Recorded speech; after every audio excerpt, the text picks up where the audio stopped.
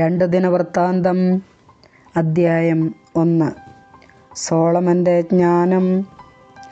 ദാവീദിൻ്റെ മകൻ സോളമൻ തൻ്റെ ആധിപത്യം ഉറപ്പിച്ചു. ദൈവമായ കർത്താവ് അവനോടുകൂടെ ഉണ്ടായിരുന്നു. അവിടുന്ന് അവന് പ്രതാപം നൽകി. സഹസ്രാധിപന്മാർ, ശതാധിപന്മാർ, ന്യായാധിപന്മാർ, കുടുംബത്തലവന്മാരായ നേതാക്കന്മാർ എന്നിവർ ഉൾപ്പെടെ ഇസ്രായേൽ ജനത്തോട് അവൻ സംസാരിച്ചു. അതിനുശേഷം അവൻ ജനത്തോടുകൂടെ ഗിബെയോനിലെ ആരാധന സ്ഥലത്തേക്ക് പോയി. കർത്താവിൻ്റെ ദാസനായ മോശ മരുഭൂമിയിൽ വെച്ച് നിർമ്മിച്ച ദൈവത്തിൻ്റെ സമാഗമന കൂടാരം അവിടെയായിരുന്നു.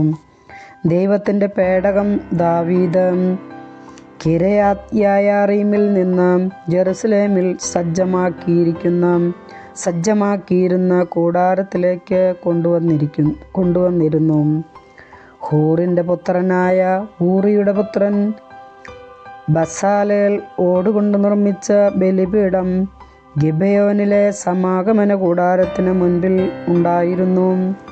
അവിടെ സോളമനും ജനവും കർത്താവിനെ ആരാധിച്ചു. സോളമൻ സമാഗമന കൂടാരത്തിന് മുൻപിലുള്ളതും ഓടുകൊണ്ട് നിർമ്മിച്ചതും ആയ ബലിപീഠത്തെ സമീപിച്ച് 1000 ദഹനബലി അർപ്പിച്ചു. ആ രാത്രിയിൽ ദൈവം സോളമന് പ്രത്യക്ഷനായി അരുളിച്ചെയ്തു, നിനക്ക് എന്ത് വരമാണ് വേണ്ടത്? ചോദിച്ചു കൊള്ളുക. സോളമൻ പ്രതിവചിച്ചു, എൻ്റെ പിതാവായ ദാവീദിനെ അവിടുന്ന് അത്യധികം സ്നേഹിച്ചു. എന്നെ അവൻ്റെ പിൻഗാമിയും രാജാവുമായി നിയമിക്കുകയും ചെയ്തു. ദൈവമായ കർത്താവേ, എൻ്റെ പിതാവിനോട് ചെയ്ത വാഗ്ദാനം നിറവേറ്റണമേ. ഭൂമിയിലെ പൊടി പോലെ അസംഖ്യമായ ഈ ജനത്തെ ഭരിക്കാൻ എന്നെ അവിടുന്ന് രാജാവാക്കിയല്ലോ. ഈ ജനത്തെ നയിക്കാൻ ജ്ഞാനവും വിവേകവും എനിക്ക് നൽകണമേ. അവയില്ലാതെ അവിടുത്തെ ഈ വലിയ ജനതയെ ഭരിക്കാൻ ആർക്ക് കഴിയും? ദൈവം സോളമന് ഉത്തരമരുളി, കൊള്ളാം. സമ്പത്തോ ധനമോ പ്രശസ്തിയോ ശത്രു നിഗ്രഹമോ ദീർഘായുസ് പോലുമോ നീ ചോദിച്ചില്ല. ഞാൻ നിന്നെ രാജാവാക്കി നിനക്ക് അധീനമാക്കിയിരുന്ന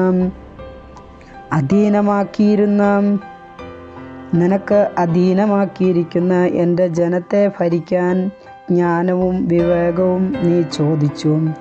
ഞാൻ നിനക്ക് ജ്ഞാനവും വിവേകവും നൽകുന്നു.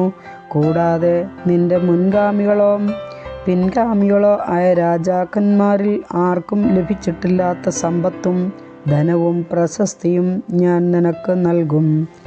സോളമൻ്റെ സമ്പത്ത്. സോളമൻ ഗിബെയോനിലെ ആരാധനാ സ്ഥലത്തെ സമാഗമന കൂടാരത്തിങ്കൽ നിന്ന് ജെറുസലേമിലേക്ക് തിരികെ പോയി. അവിടെ അവൻ ഇസ്രായേലിനെ ഭരിച്ചു. സോളമൻ 1400 രഥങ്ങളും 12000 പേരുടെ കുതിരപ്പട്ടാളവും ശേഖരിച്ചു. അവരെ തൻ്റെ ആസ്ഥാനമായ ജെറുസലേമിലും രഥങ്ങൾ സൂക്ഷിച്ചിരുന്ന നഗരങ്ങളിലും നിർത്തി. സോളമൻ്റെ കാലത്ത് വെള്ളിയും പൊന്നും കല്ലുപോലെയും ദേവദാരുവും ഷെഫേല താഴ്വരയിലെ അത്തി പോലെയും സുലഭമായിരുന്നു.